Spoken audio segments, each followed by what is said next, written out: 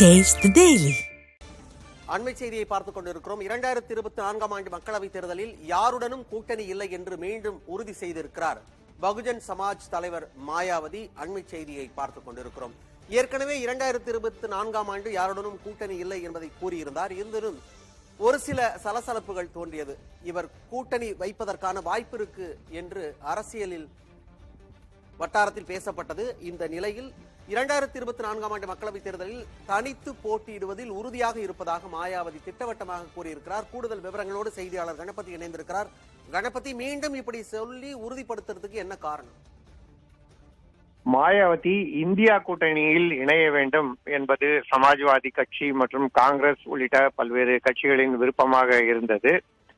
பாரதிய ஜனதாவுக்கு எதிராக ஓரணியாக திரள வேண்டும் என்பதற்காக அவர்கள் தீவிர முயற்சிகளை செய்து வருவது உங்களுக்கு நன்றாகவே தெரியும்.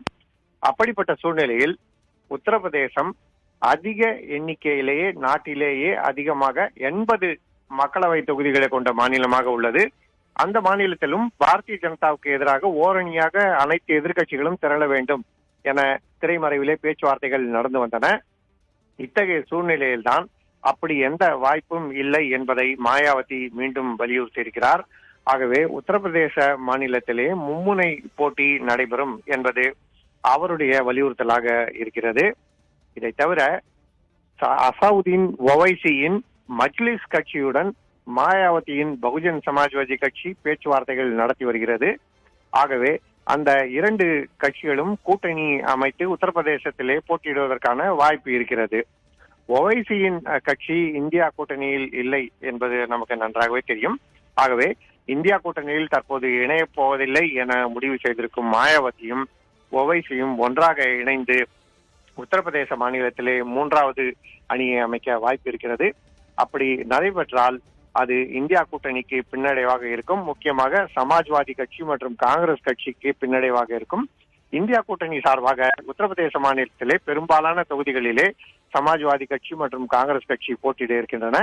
அப்படிப்பட்ட சூழ்நிலையிலே பாஜகவுக்கு எதிரான வாக்குகள் பிரிந்தால் அது பாஜகவுக்கு மிகவும் நல்வாய்ப்பாக அமைந்துவிடும். ஏற்கனவே அயோத்தி, ராமர் கோயில் உள்ளிட்ட பல்வேறு காரணங்களால் பாஜக உத்தரப்பிரதேசத்திலே முன்னணியில் இருப்பதாக கருதப்படுகிறது. இப்படிப்பட்ட சூழ்நிலையில் எதிர்க்கட்சிகள் முழுமையாக ஒற்றுமையாக ஒன்றாக ஓரணியாக நின்று பாஜகவை எதிர்க்காதது அந்த கட்சிக்கு சாதகமான சூழ்நிலையை அமைத்துக் கொடுக்கும் வாய்ப்பு இருக்கிறது. மணிமாறன், மாயாவதியுடைய இந்த முடிவு வட மாநிலங்கள்ல எந்த மாதிரி ஒரு தாக்கத்தை ஏற்படுத்தும்? கணபதி, மாயாவதியின் கட்சிக்கு உத்தரப்பிரதேச மாநிலத்தை தாண்டி உத்தராகண்ட், ராஜஸ்தான், மத்திய பிரதேசம் உள்ளிட்ட சில மாநிலங்களிலே செல்வாக்கு இருக்கிறது.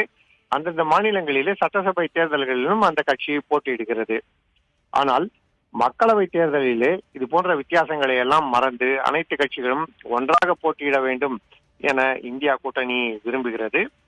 அப்படிப்பட்ட சூழ்நிலையில்தான் இந்த பின்னடைவை சந்திக்க வேண்டியதாக இருக்கிறது.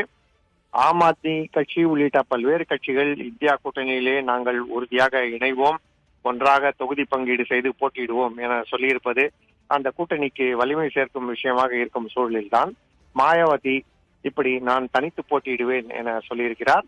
ஆகவே உத்தரப்பிரதேச மாநிலத்திலே ஓட்டுகள் பிரிவதுடன் உத்தராகண்ட், ராஜஸ்தான், மத்திய பிரதேசம் போன்ற மாநிலங்களிலும் சிறிய அளவிலே அது போல ஓட்டுகள் பிரிவதற்கான வாய்ப்பு இருக்கிறது. ஆகவே ஒட்டுமொத்தமாக பார்த்தோம் என்றால் இது இந்தியா கூட்டணிக்கு ஒரு பக்கம் பின்னடைவு, இன்னொரு பக்கம் பாரதிய ஜனதா கட்சிக்கு மக்களவை தேர்தலிலே சாதகமாக அமையக்கூடிய அம்சமாக இருக்கிறது.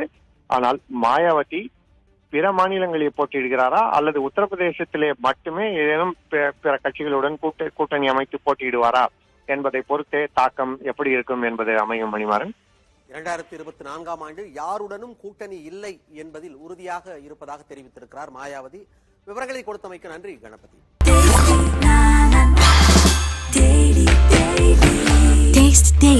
Taste the Daily.